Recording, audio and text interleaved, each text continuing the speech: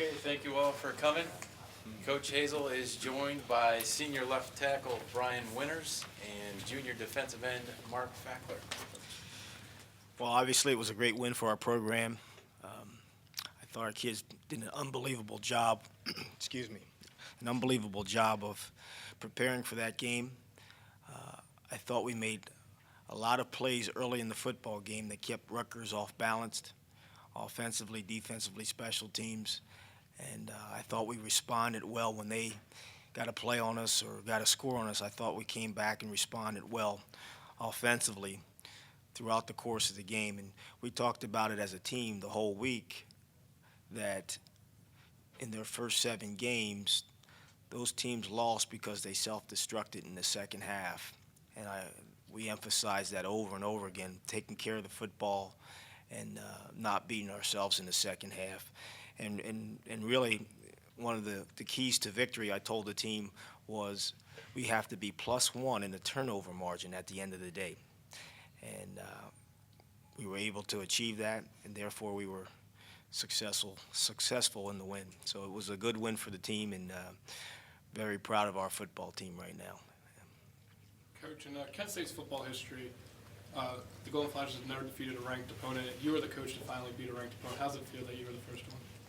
Well, I didn't know that prior to going into the game. I obviously heard it recently, but it's all about week-to-week preparations, and we don't look at those things. And our main focus is how we can prepare and be successful against that next opponent. Mark, it seems like everybody wants to look at numbers, but when you look at Kent State's defense, they come up with at least one big play almost all season. A couple weeks ago, it was Luke's fumble recovery. Last Saturday was your interception. Can you talk about the defense and how they've been playing? I mean, every week it seems like a new guy steps up, but it's really just everyone doing their job. I mean, we come to work every day, try to improve and get better, and just play sound defense, and things will happen. Did you find anything in your preparation for Nava to maybe exploit him and try and make him run, make him quick passes? What'd you find when you prepped for Rutgers? I mean, every week it's kind of a goal to kind of affect the quarterback, try to make plays and stuff, and we just watched a lot of film. I thought we had a great week of preparation, like Coach said, and watching a lot of film, you notice some certain things, and I thought we had a great game plan drawn up, and it seemed to show. So.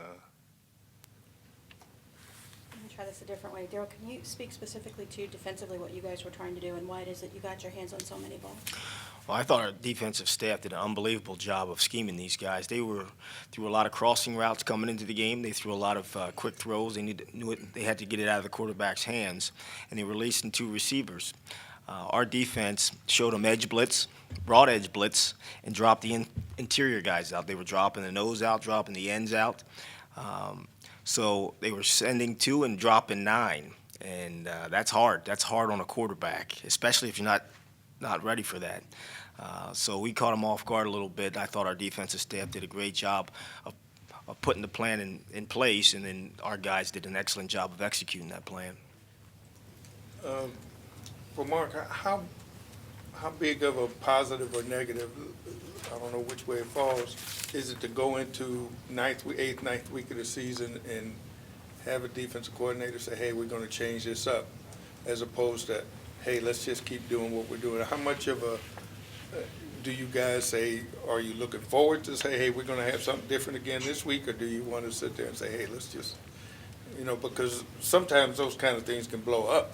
I mean, I don't know. We kind of do something different each week for different teams based on their schemes. So I think our defensive staff especially does a great job with game planning for what the offense does and puts us in a great position.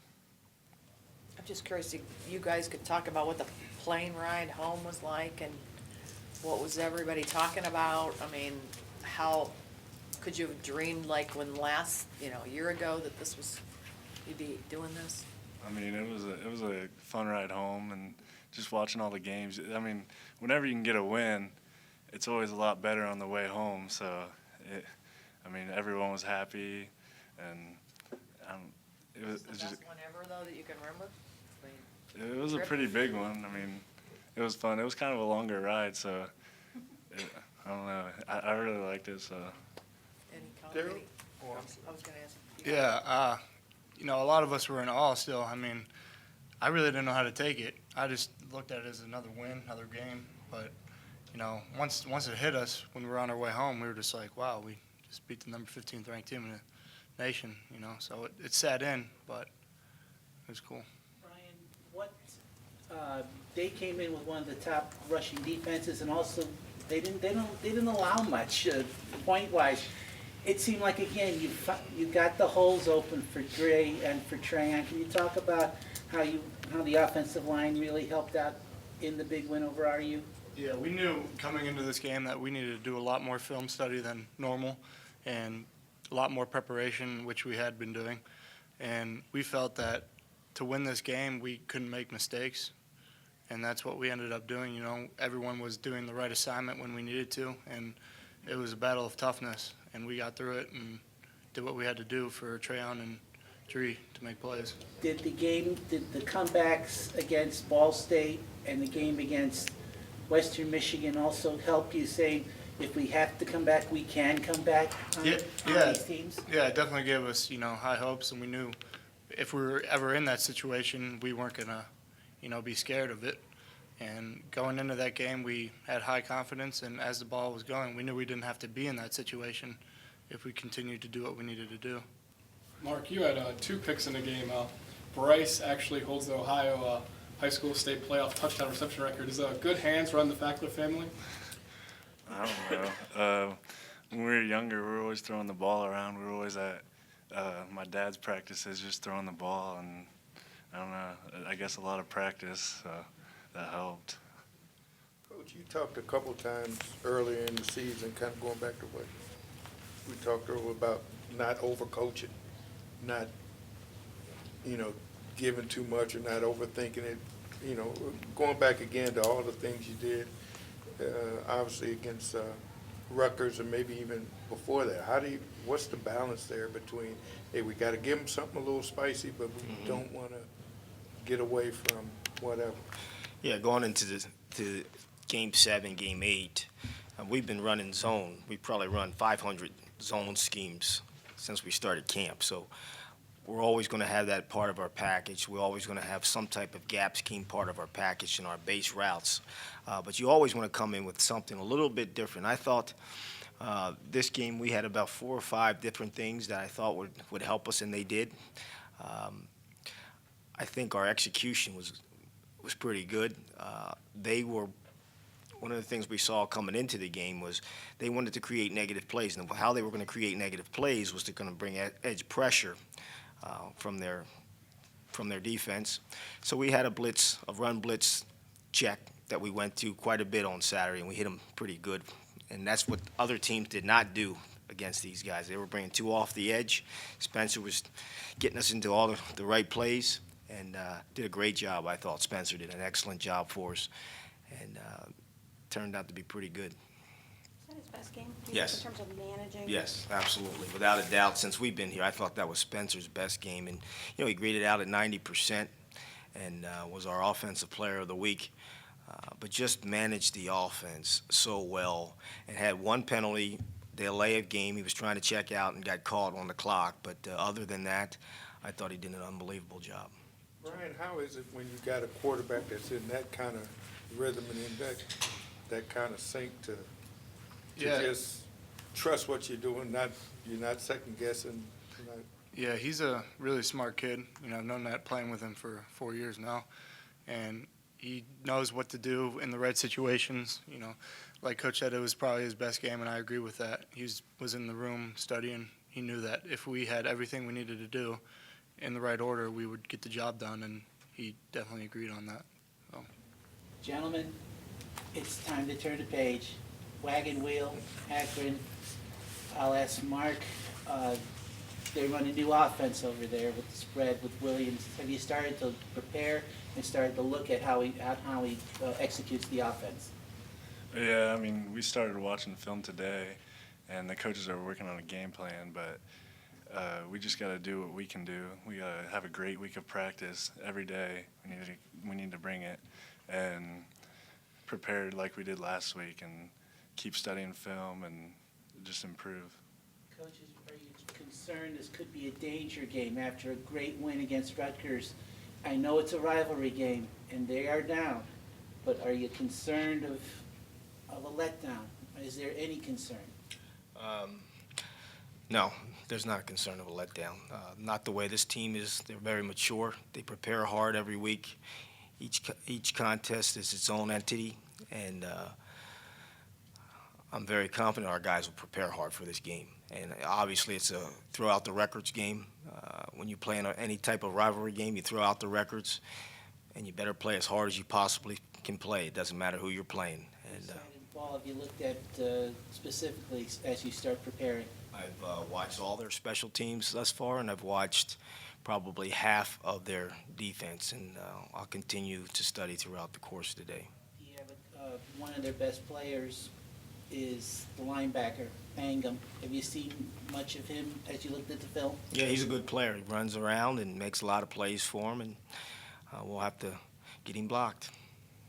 One thing they do has probably been your one Achilles, which is that hurry up or quick offense or whatever. You know, and you're gonna, I mean, this is probably the end of the season, you're gonna be saying this a lot. You know, is that something you guys, how much do you give that to them? How much you just want them to understand what's coming in? Where are you with that? Well, we always try to, when we're playing a team like this that does the hurry-up offense, we always try to have a segment or two throughout the course of the week to try to simulate that. I don't know if you can ever simulate, but we will do that a little bit tomorrow. But the key for us, always in those no-hurry or those hurry-up, no-huddle situations, is to get lined up. If we can get ourselves lined up, we'll play, and we'll make plays. So that's the key, is to get the call in as quickly as we can, and then make sure that we're lined up. Brian and Mark, I was just curious if you guys, since you got back, talked about we put Kent back on the map football-wise, or, you know, anything along those lines, or people calling you from home saying that, or anything? Yeah, after we beat the game, or actually after we won the game, I had a lot of text messages from people I really haven't talked to for a while, and everyone's congratulating me, and a lot of people on the bus were also saying they had the same thing. I think Drew said he had like 40-something text messages, which is pretty crazy. But yeah, I feel that we've done a lot to get the team back to where it needs to be, and we're just going to continue to be successful. You have any thoughts on that? Yeah, pretty much the same thing as Brian. A lot of text messages, and everyone was pretty pumped up, and we just got to keep going, though. Can't celebrate. We got to get ready for Akron now. Could you guys sleep when you got home, or were you still on an emotional high? I mean, I'm still pretty excited, but I figured you might, by the time the flight lands, you might be whipped. Coach, where are you health-wise, injury-wise? We're better this week than we were going into last week's game. We're going to get Jake Dooley back. We didn't play him last week. We made a last-minute decision not to play him. Same thing with Jordan Italiano. We'll get both of those guys back, so that we'll have some better depth on our defense. And offensively, we've been very fortunate to be able to play with the same lineup since the beginning of the season. And that's not too often that you're able to do that. So we've been very fortunate. I know. Freddie's the guy that's a little bit bumped up, but he'll be fine by Saturday. We'll rest him the next 2 days, and he'll be ready to go on Saturday. Can you give a little more specifics on Freddie? It seemed like it wasn't going to be a big deal, but then going into the game, it still was wrapped. Then he got hurt, or just when they ran into him, where was he early in the game? And then sometimes you don't realize how bad it hurts till the next day. Like Sunday, where was he? Let me speak to our football team right now, and that's a very good point. I think this is where we're a lot more mature as well. We got a lot of guys that are get-back-in guys. where a year ago, or at the beginning part of the season, a guy would get nicked up and he'd look for a way to stay on the sideline. We got guys on the team right now that they come hobbling off, and before you know it, they're trying to get back into the football game. And that speaks to their toughness. It speaks to how important the team is. It speaks to, just the importance of everything that's going on in this program right now. We got a lot of get-back-in guys right now, and Freddie was one of those guys. After they ran into him on one of those extra points, I told Coach Williams to have Malchiori kick the kickoff, and Coach Williams comes running down the sideline. He says, "Freddie wants to kick off." I said, "Let him." So it's one of those situations where, you look at the little things throughout the course of your program and where you're getting a little bit more improvement, and that's one of those things that's why you like this football team so much. They want to get, because there's guys that getting nicked up a little bit and then hobbling back in, and it's nice to be around. Another thing probably that falls into that is Trahan's early fumble. I think there's enough people around here who could say that would have done him into the rest of the game. What's the difference now when you've got a mistake like that and you know that you got to play mistake-free, and then you have one and you have one early? Right, we knew, coming in that we had to be mistake-free, and he knew that from the get-go. Once he made that fumble, we all huddled around him and we're with him, telling him, like, look, you just got to let this go. It's not going to change the game. You can, we want you to continue to play the way you need to play. And he took that the right way instead of crawling into a hole like normal, like anyone would really do. And he responded well. And then the defense, I think, had the back too to turn around and have a big play. Can you talk about that, the importance of the defense then picking up? Yeah, I mean, it's a total team effort, and if one thing happens to go wrong on one side of the ball, it seems like the other side is ready to step up, make a play, and just keep pushing through. It's kind of that toughness that Coach Hazel was talking about. Did anybody say that specifically after the fumble? You guys are right back out there. I don't know. It's kind of a mentality, like if it's our time to go out there, it's time to go. Time to put on a helmet and go. Were those hat fumbles or was strips or? Trails? Yeah. I just thought he probably was a little bit loose with the ball on both of those. The ball was out a little bit, and especially in the last situation where we can't put the ball on the ground. He makes a great run, and guy gets him from the side, but he should have rolled that thing high and tight on that last one. Coach, we talk about injuries again. We heard over the weekend Dree was walking in a boot and had a finger injury. Mhm. Can you talk about how he's doing? Well, we got a lot of boots right now throughout the course of the week. We got a couple guys in boots, but that's all precautionary, that so they don't stress that part of their ankle. Dree has a boot, and who else? Rosie has a boot, but that's normal. That's quite normal. Got a little finger sprain, but we're going in a week. I'm sorry, Freddie's in the boot. And I said, heck, if the boot works, let him wear it throughout the course of the week. But we're late in the season right now. We're going into November, and you're going to have some of those injuries that linger. But again, this team knows the importance of being on the field on game day, and you got to get your A players to the game. And that's the most important thing if you're going to win championships. He's not missing any practice time or playing time? We'll miss a little bit of practice time, but that's our decision as a staff to say, hey, what are the things that he really needs? Does he need to see zone again? No, probably not.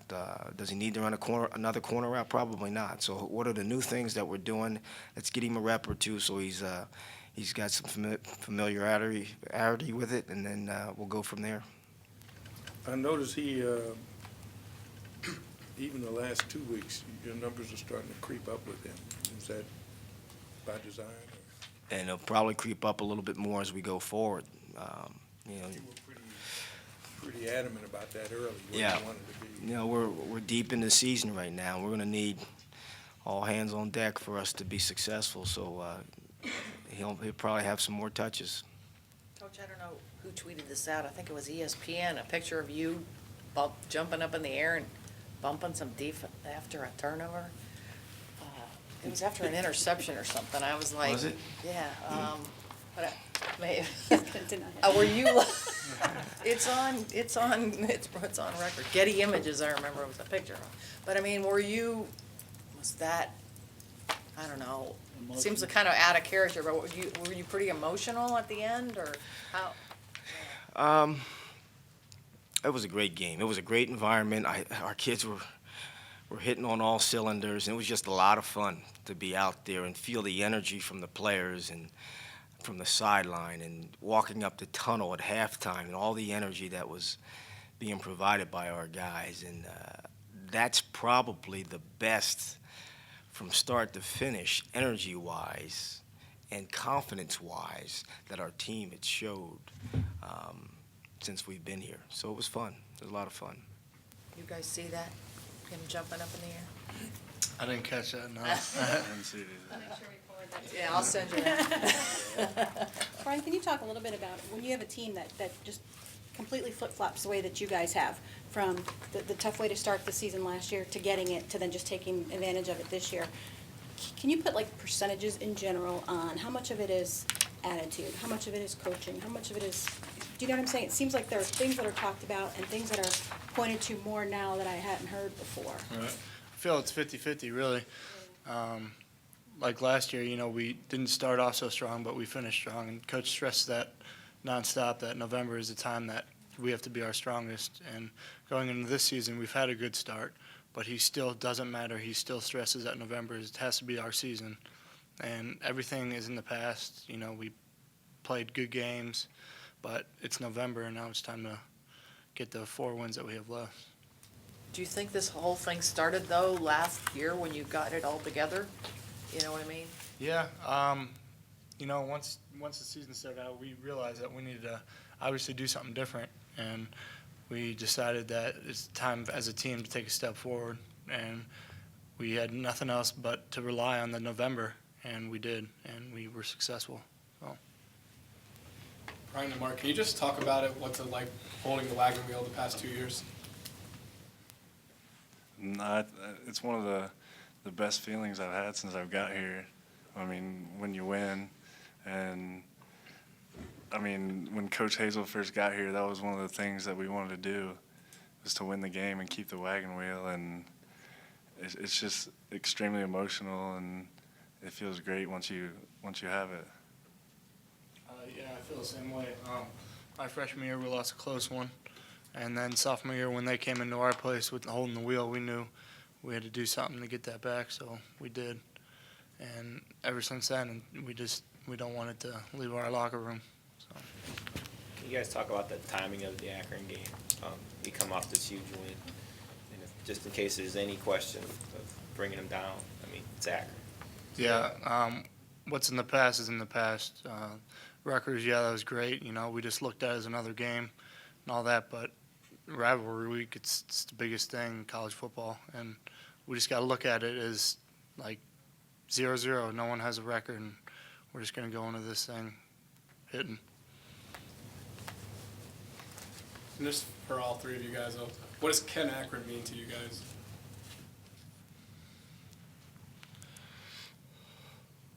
I mean, it's a close, obviously it's a close proximity between us, and it's obviously one of the biggest games of the year. And right now it's the biggest because it's the next one, and it's a huge game. I feel the same way. There's only 14 miles that separate us both, and we see them everywhere and they see us everywhere, and it's just the one way to, you know, figure out who's the best is on the field, and that's what we do. So. Well, it's, you know, anytime you get into a rivalry game, it's a 365-day commitment that, you know, you do all those things in the off season because of this one day. And one team will be able to walk around for 365 days prideful, and the other one, you know, has to walk differently. It's a very important game, and let that be known. I really like the fact that our guys came off of last week, and the first thing on their mind yesterday in the team meeting is it's time, and this is what we wait on. Coach, you come from Ohio State, had a lot of success against the rival. Have you, use some things that you learned there as a head coach? Well, absolutely. There's some things that, practice-wise, that we'll do this week that we did at my last job.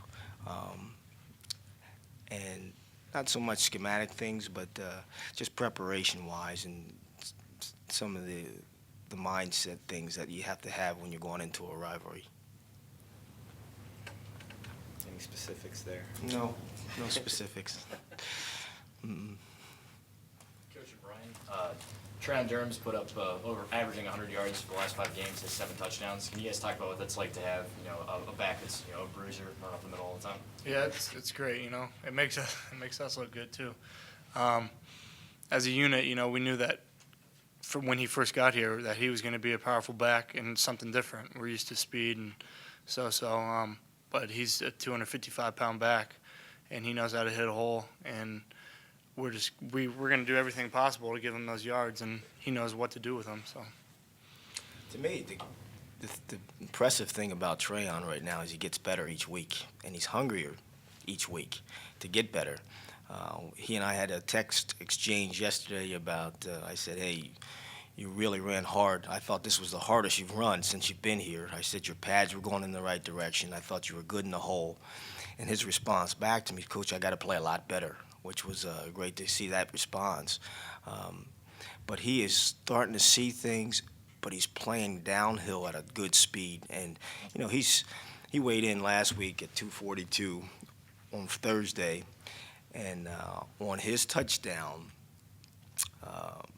going away from the scoreboard last week, we had checked the play, and the guy came off the edge and hit him.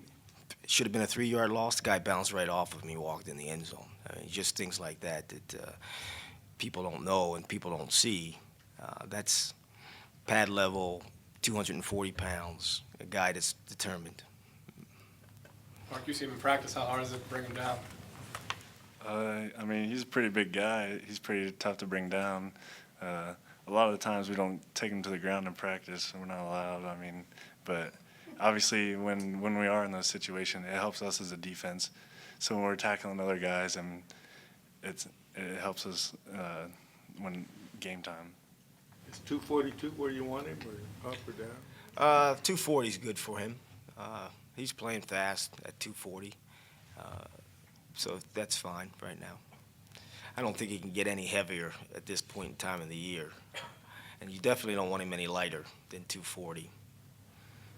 Coach, you had 8 guys with a catch on offense anyway. Can you talk a little bit about how well Spencer sees his players, sees the offense, and talk a little bit about the talent he has around him? Well, he does. He's got backs that can catch it, and he's got some wideouts that are really doing a nice job. When they're called on, they've done a nice job getting open and catching the football. So he has a lot of different guys that he can go to. Josh Boyle stepped up, and Matt made some big plays the other day, and Anthony Murray came off the bench when we needed a play and made a play on a swing route. So there's a lot of places he can go with the football. And six interceptions is pretty outstanding from defense. Can you and Mark talk a little bit about how well you just really got to the quarterback? We did some different things this week, and that goes back to the game plan drawn up by our coaching staff. But I thought guys were flying around, and a great week of preparation, practice, and film study really showed our preparation.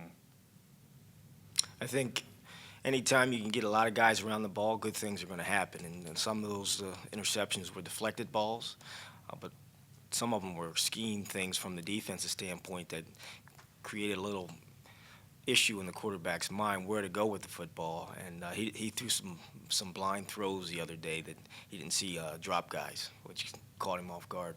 Coach, it seems that this league has made statements throughout 2012. A couple weeks ago, Toledo beat Cincinnati at home. Your win against Rutgers. Northern and Toledo have major winning streaks. They're all getting votes, including yourselves in the polls.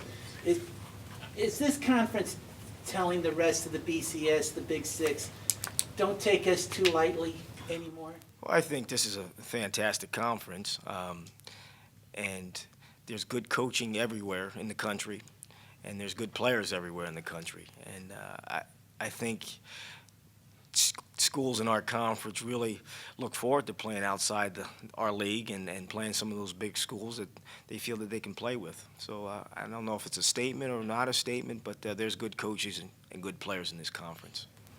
Time for one more. You guys, I was just wondering if you could talk about Coach Hazel as a leader, or just what he means in this whole return to success kind of thing. Yeah, it was you know, it was a blessing. When he came in, last year, you know, we knew we were going to have a good coach. You know, we knew people were going to pick good coaches for us, but he brought in a staff that was excellent. You know, a lot of people were iffy at first, didn't know how to take it, obviously, because we were stuck to our old roots, but he came in and changed the program, and, you know, he's done a lot for us and made this program have more of a tradition, and he brought a lot of that from his old schools that he's played or coached at, and it's a great thing. Agree with what he said. He believes in us, and we believe in him. And as it showed last year, everyone started buying in, and it continued on this year. And he's a great leader, and I'm glad he's our coach.